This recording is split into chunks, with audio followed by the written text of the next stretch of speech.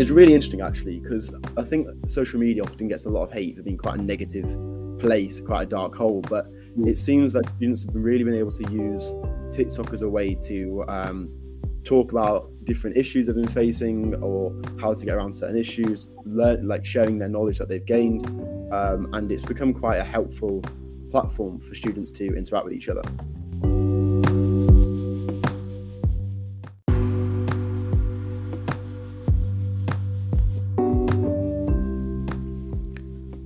What's it like being an A-level student and going through results day and university clearing, especially in a world affected by the pandemic?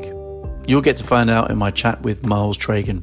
Miles is a University of Liverpool student who works for Fanbytes, and Fanbytes are a social media and influencer marketing agency, and they help lots of brands engage with Gen Z. He also manages the very popular University of Liverpool meme page on Instagram. So Miles is well placed to give you a view into the world of Gen Z during a second summer affected by COVID. We talk about what content students have been creating and sharing how brands can engage with them on Instagram and TikTok. Let's get on with the chat.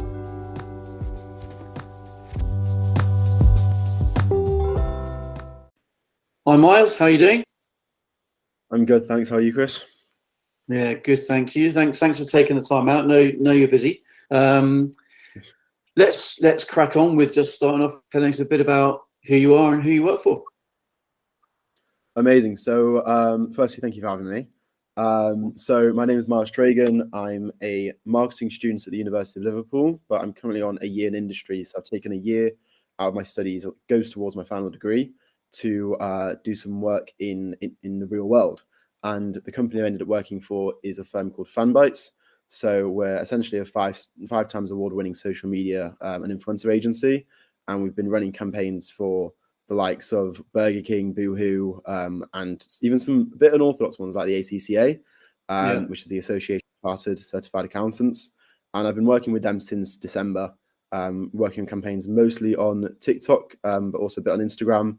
And then we also, as a company, also run campaigns for Snapchat and YouTube, although I haven't really been too involved in that side of the company, but it's been a lot of fun. And yeah, nice. And you're going back to university soon, yeah? So I'll be going back next month to university, my last year, which is going to be towards 70% of my degree, which is a bit scary, but guess it has to happen. Yeah, nice. Yeah, so you're going back to university soon, which is great. All the best. You mentioned you're running a few university Instagram accounts. Is that right? Yeah. So I've been running the University of Liverpool's meme page since first year. I essentially decided to do it because I did some work experience when I was first getting into marketing at Social Chain, and I saw how they were using student problems to post memes and then use that for advertisement, and how they can get so much more engagement through posting to a social media account than just using paid advertisement that Instagram only provides. So since running that now, we've got 13,000 followers, which is about 1 in 3 students. My sister actually started Birmingham's meme page, which hit 4K in 4 weeks. And there's a range of meme pages for different universities across the country. And more recently, since working with Fanbytes, we've been running campaigns with alongside some of our bigger clients across all these meme pages. So the ACCA, which I mentioned earlier, we actually ran a campaign across the university meme pages, which was really cool to be part of.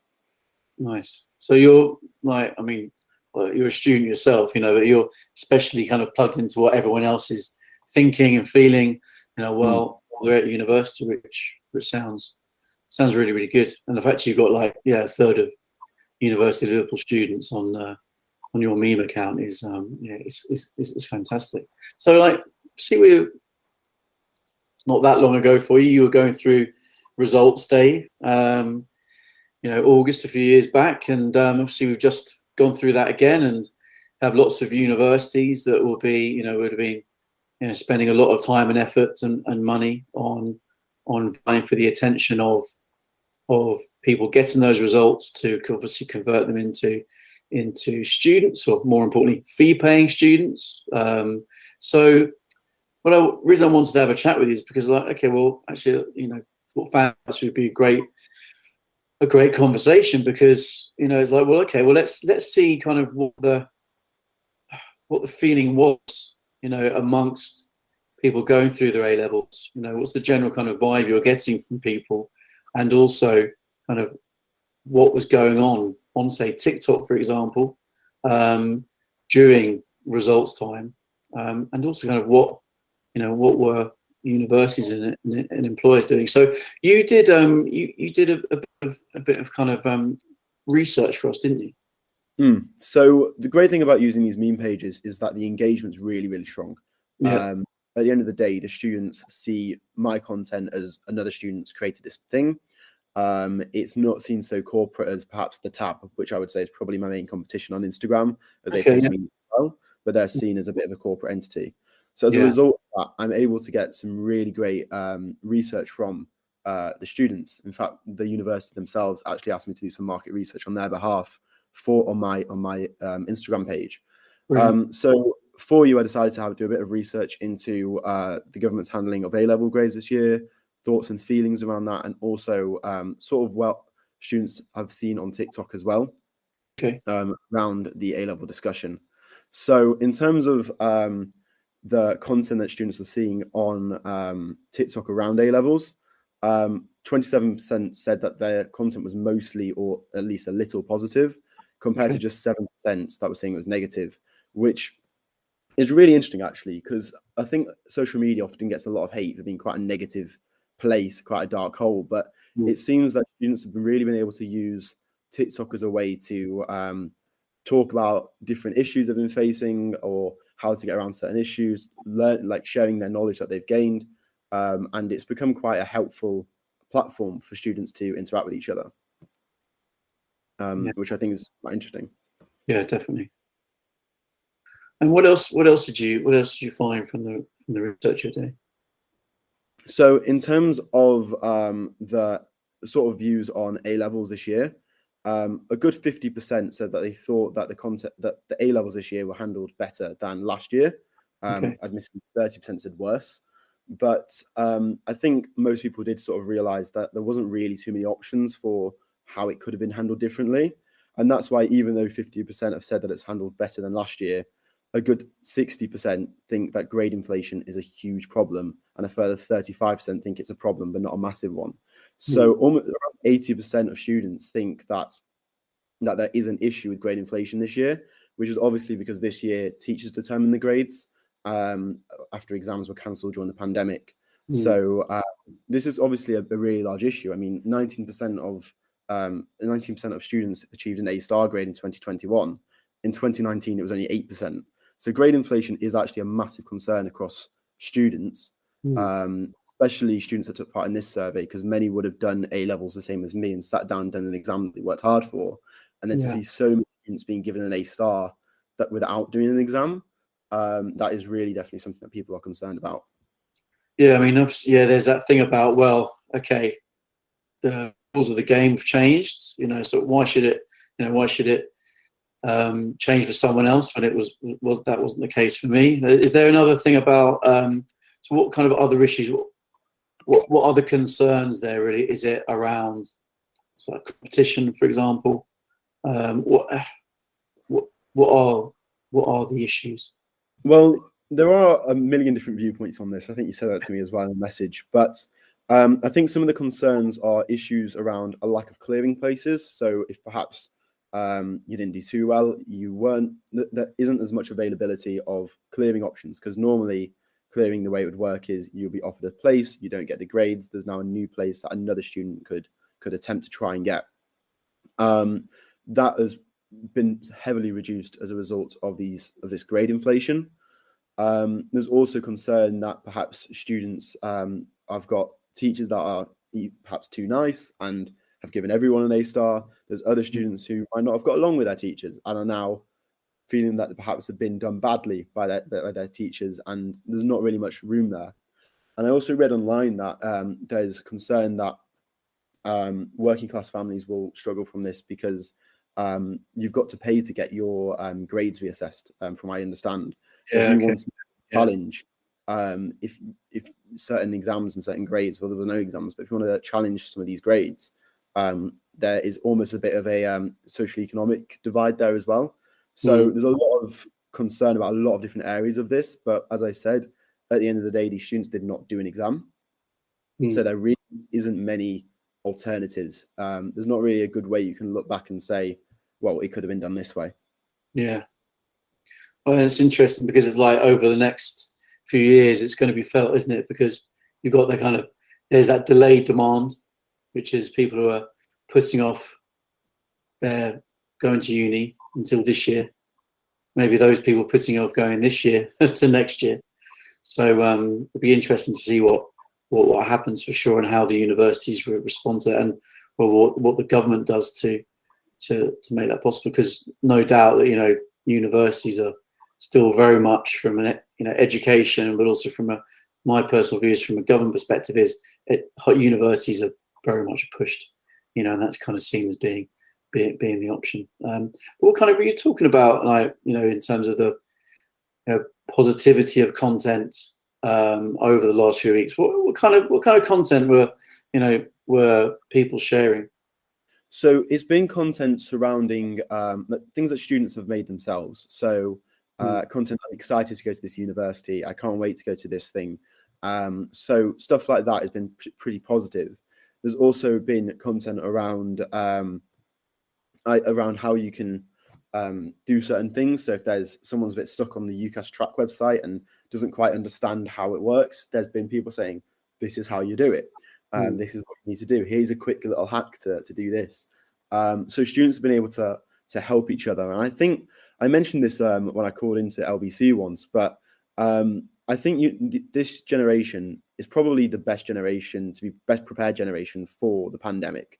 I think if it happened 50 years ago, there wouldn't have been the same level of networking that we've been able to have over social media. Yeah, for sure. My meme page, for one example, is a good way that students have been able to keep engaged with each other when societies have not been available, when nightclubs have been closed, when you can't even go to a lecture.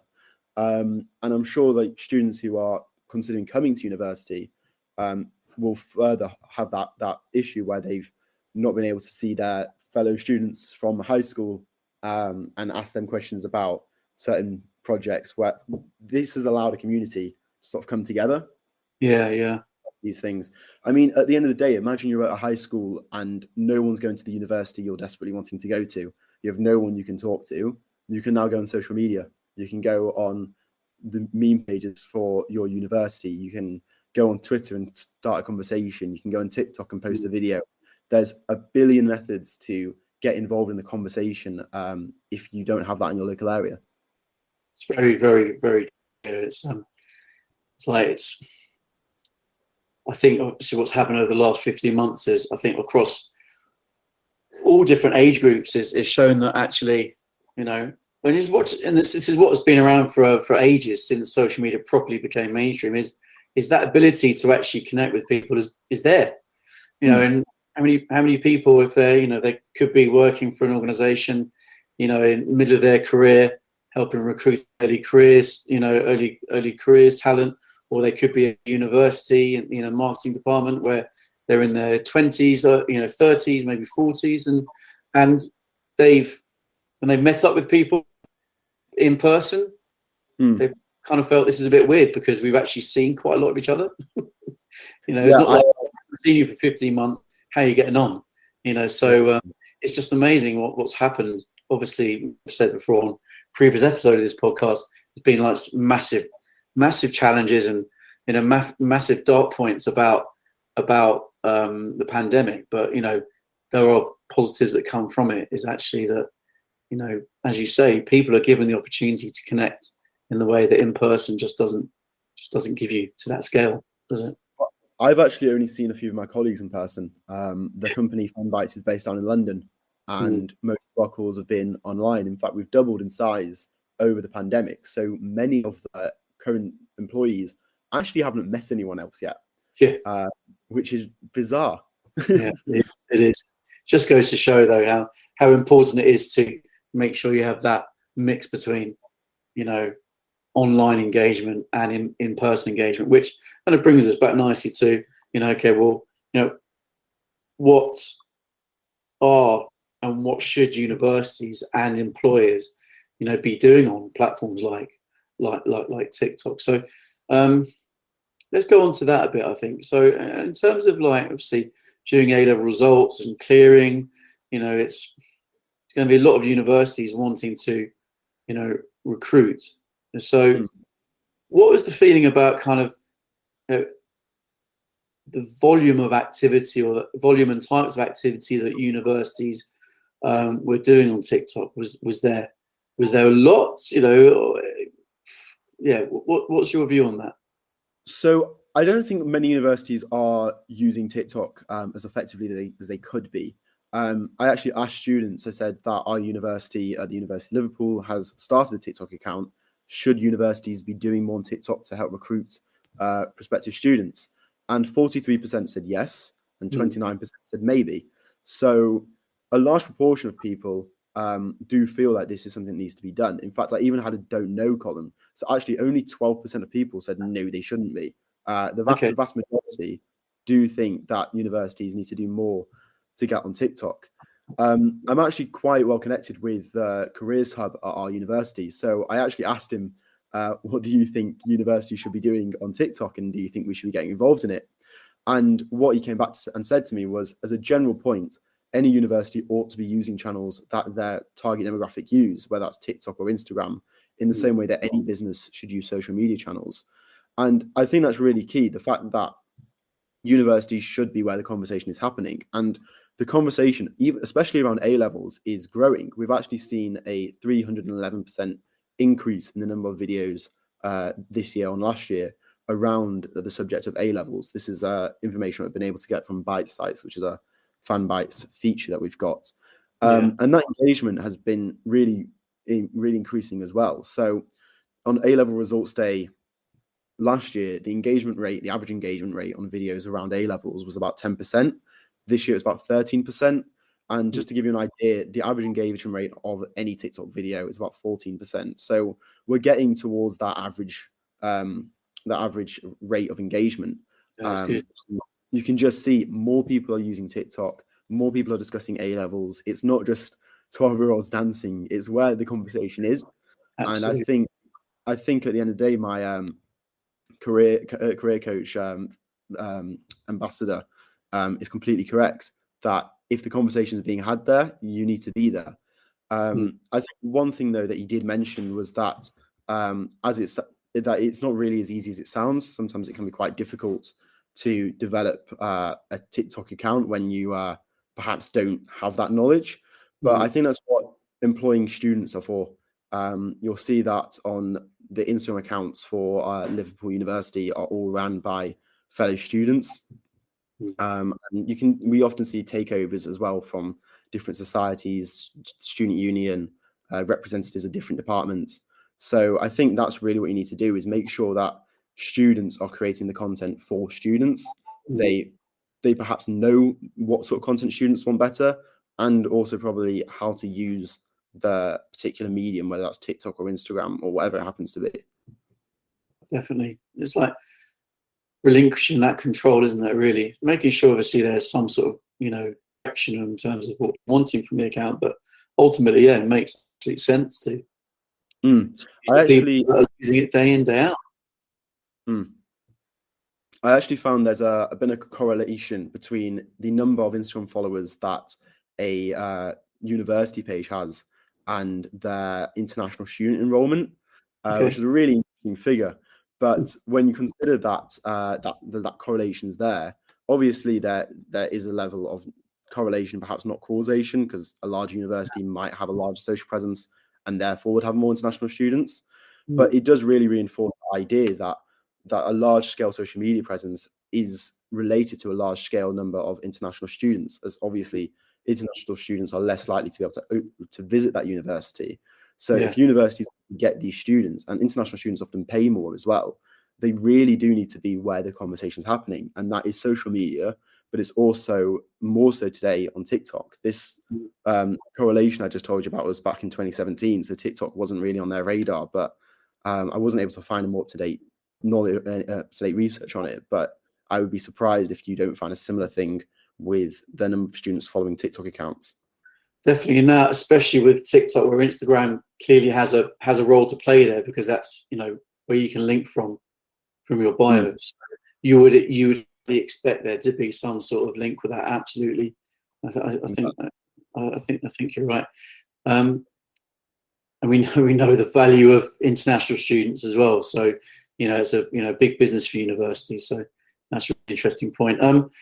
So you mentioned, like, you've got student unions and societies, and they're doing plenty on TikTok. What kind of things are they doing? Because obviously they're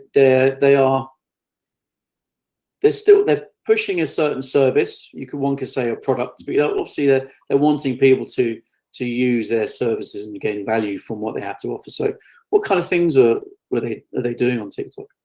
So what we're seeing is a lot of campus tours, video takeovers, where a department will take over a channel and just talk about marketing at the University of Liverpool or geography at the University of Liverpool. Okay. That there have also been takeovers by different sports societies, encouraging people to really get involved, both students to get involved in certain societies, but also prospective students to think, right, well, I can do this at this university. And that's the sort of thing we're seeing. I think what we also really want to be seeing now is anything that's a bit unusual, a bit funny, or puts a sort of personality towards the university, sort of gives it a can't remember the word now, almost a personification in terms of like giving it an identity rather than just corporate speech. I think in an email we expect to be corporate, in a prospectus book we expect to be very corporate, but I think with TikTok, it really lends itself to be this new medium where you can be a bit more relaxed in your approach. And we've seen this being really effectively achieved by different brands already. We've seen Ryanair personify their actual planes, putting smart. Yes.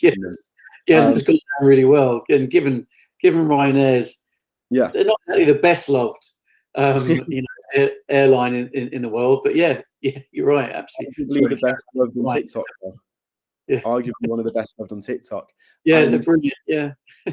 You see this again and again. You're even seeing pages comment on different videos. So Tinder would comment on a video and say, like, on a video about matchmaking, saying, "Oh, you're trying to take my job," and it's these silly little things that get brands viral and get them noticed.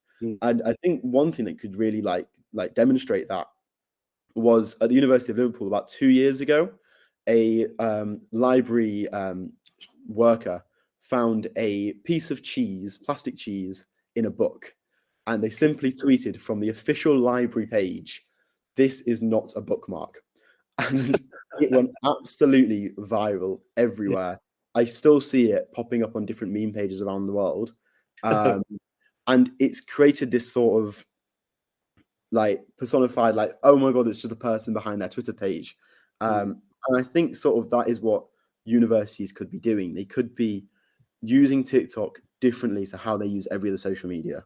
Be very formal on Facebook, be very formal on LinkedIn, perhaps formal on Twitter, but on Instagram, be a bit more relaxed, be a bit more bit more research heavy, where you've got highlights for each department, something where people can really engage. And then on TikTok, I would say, make yourself a friend, make yourself approachable, make yourself into a personality. And we've seen it with other brands. It is so doable. And it just really is the way forward, I think, particularly on TikTok.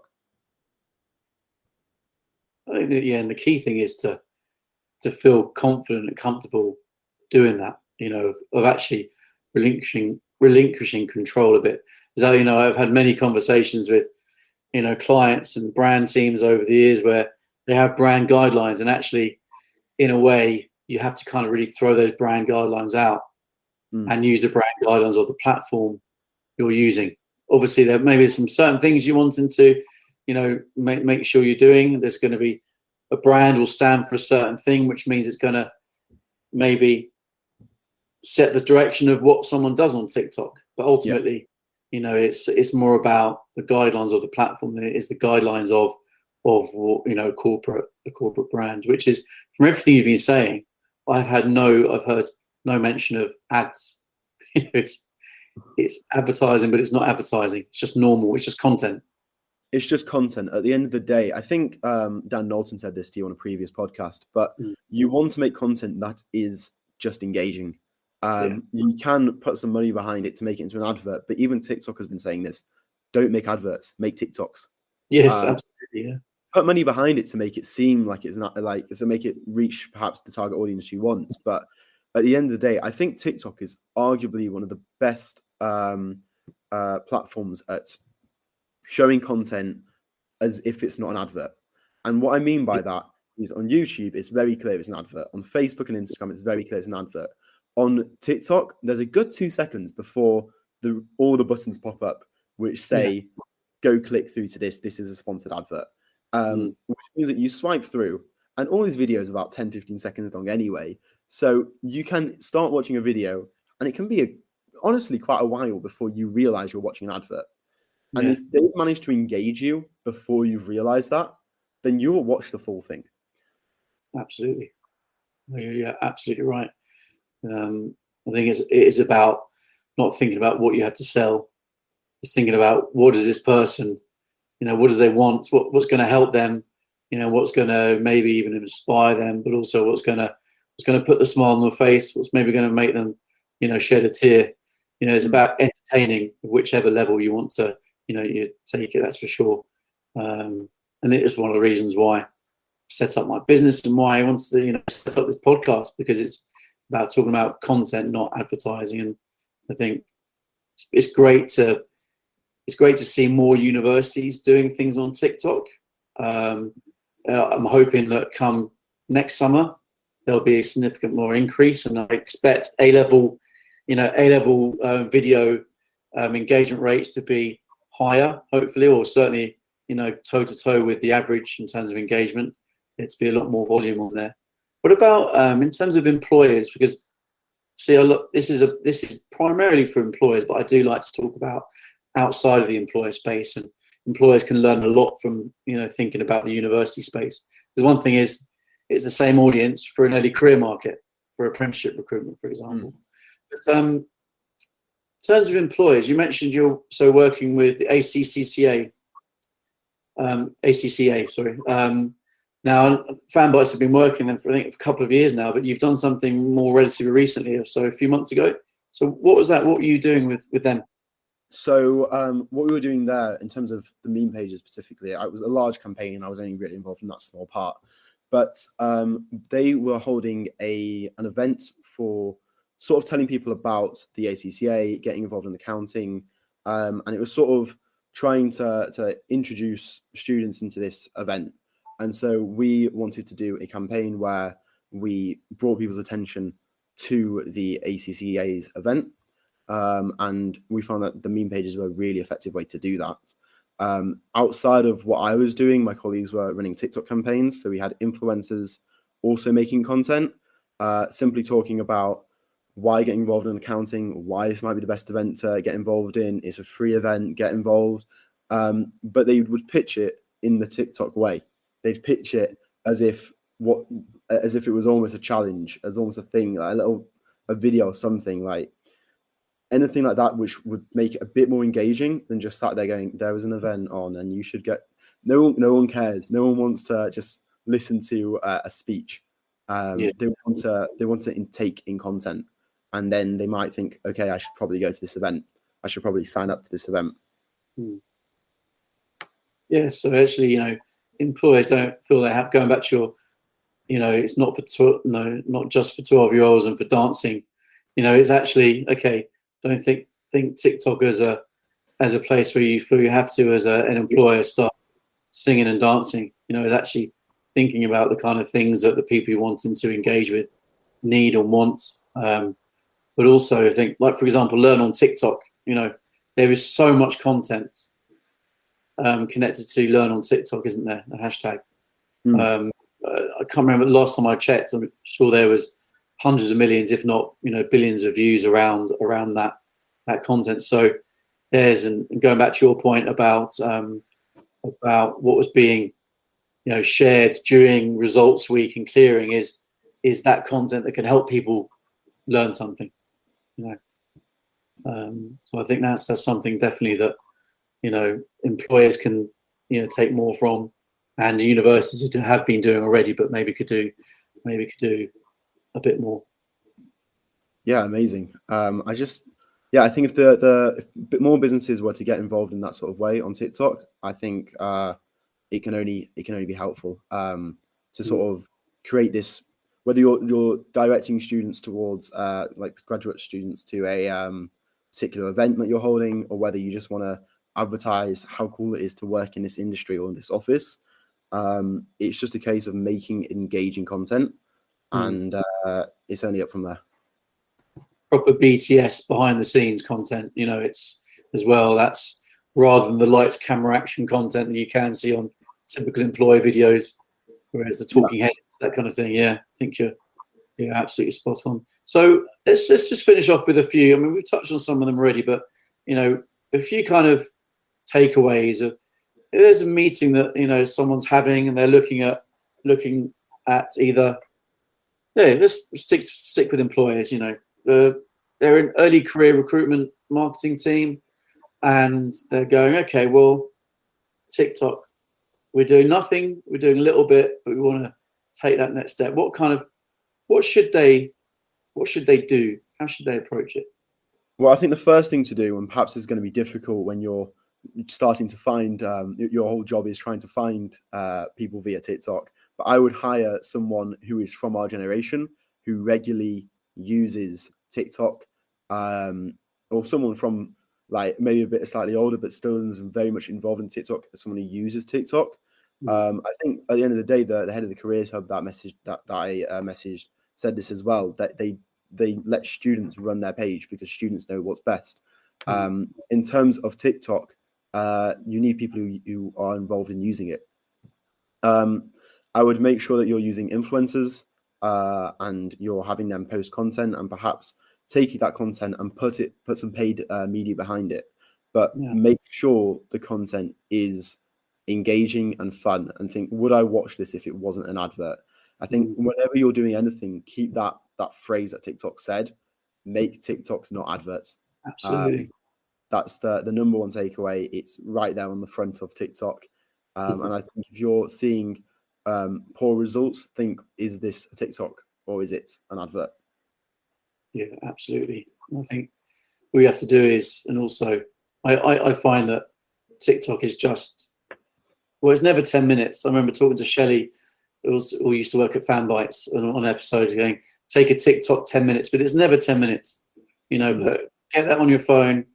If you're, if you're listening and wondering how to use TikTok, get it on your phone, sign up to an account, and just start delving into it, because you can see what's trending. You can really get a pulse of what people are thinking and what they're doing. And, it wouldn't take you too long to start to get an understanding about direction you could go in, to then give, say, someone who has that experience of using it. So someone who's maybe an apprentice, someone who's a graduate trainee, who's used to using TikTok or using an influencer. And it's interesting, Push, you'd mentioned influencers, which is absolutely bang on. But it's not just about the big influencers, is it? It's there are lots of people, on TikTok who have influence. It's various different terminologies of nano influencers, micro influencers, macro influencers, but there's a danger for sometimes, especially people who've maybe been in their marketing role for a while, thinking that influencers are all about spending massive amounts of money on one or two influencers that have massive reach, but actually it's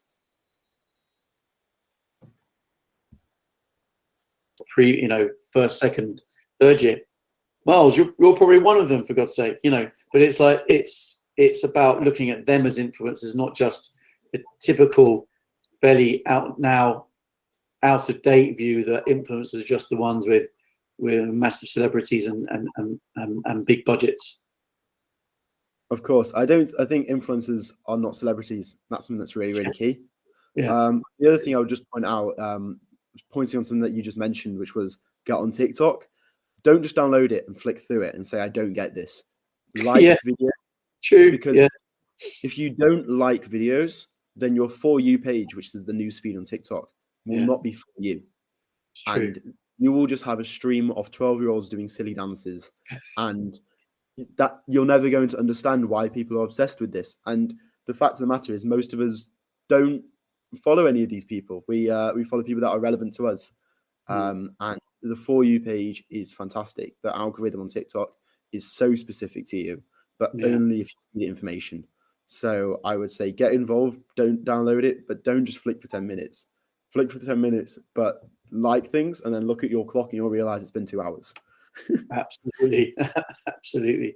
And the great thing as well is that, you know, I love the democratic nature of the algorithm at the moment with TikTok, or the algorithms with TikTok, is that actually, you know, you could be relatively new on TikTok, but if your content's absolutely on point, you know, then it could fly a lot. Whereas you just don't get that. You know, now you could argue never really had that with other platforms. I don't. It feels fairly unique about TikTok now compared to other channels years ago.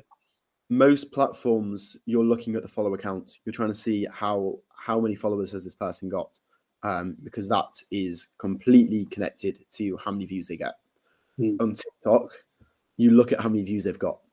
That's the key thing, because someone might have loads of followers and their videos might not be reaching anyone. Perhaps they had one really good video, everyone clicked follow, but none of their videos have turned back up in the For You page because they just haven't been as good. Or perhaps they're growing quite quickly, and you can see their follower count isn't massive, but their view count is massive. So I think on TikTok, viewership is so much more important than following numbers. And I think a lot of people think that a large influencer is the way to go. It's so much more. Is their content good? Is it getting views? Is it getting likes? And that's the key thing to look out for. Awesome. Well, I think that's our time. Really appreciate it, Miles. Thanks very much. Enjoy the rest of your day, and in particular, when you do get back to university, whether that's physically back, who knows? But have a great final year, and we'll just keep in touch. Thanks very much. Thank you. Cheers. Bye now.